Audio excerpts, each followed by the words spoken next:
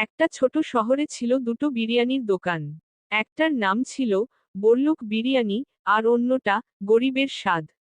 বড়লুক বিরিয়ানি ছিল সাজানো, চকচকে, দামও ছিল অনেক বেশি। বড়লুকরা সেখানে গিয়ে মোবাইলে ছবি তুলে বিরিয়ানি খেত।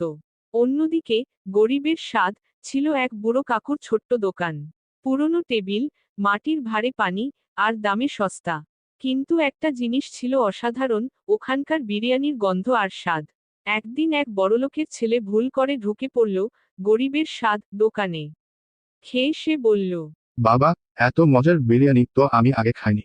ধীরে ধীরে খবর ছড়িয়ে পড়ল।